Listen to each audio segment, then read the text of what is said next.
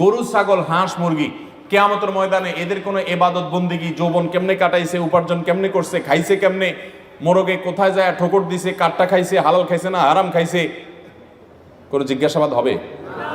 কি বলেন? এদের কোনো জিজ্ঞাসাবাদ হবে? মোরগরে আল্লাহ তাআলা বলবে, তুই যে ঠোকর দিছস এটা তো আরেকজনের মানে বিটাতে গিয়া তার চাউলটা খাইছস, ওটা তো তোর মালিকের ছিল না, হারাম খাইছস। কোনো বিচার হবে তাদের? একটা বিচার হবে।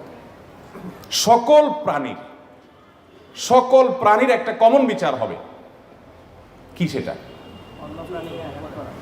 নবী করিম সাল্লাল্লাহু আলাইহি সাল্লাম বলেছেন, সকল প্রাণী যারা মাটির সাথে মিশে গেছে কিয়ামতের পর, কিয়ামতের দিন আল্লাহ তাআলা তাদেরকে জীবিত করবেন।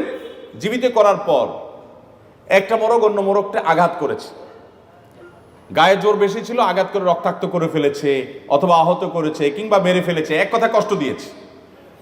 কোনো একটা পশু, তার শিং ছিল, আরেকজনের শিং ছিল না, যার শিং ছিল সে আঘাত করে দুর্বলটাকে কষ্ট দিয়েছে, আঘাত করেছে, জুলুম করেছে। আল্লাহ রাব্বুল আলামিন কিয়ামতের ময়দানে ওই দুর্বলের মাথায় শিং দিয়ে, তার মাথা, তাকে শক্তি দিয়ে এবার যে দুনিয়াতে জুলুম করেছে বলবে, তুমি তোমার সে জুলুমের প্রতিশোধ নাও। তাকে পাল্টা আঘাতের সুযোগ দিবেন। যখন সে আঘাতের সুযোগ সে পাবে এবং আল্লাহর অনুমতি সাপেক্ষে সে যখন তার প্রতিশোধ গ্রহণ করবে, এরপর আল্লাহ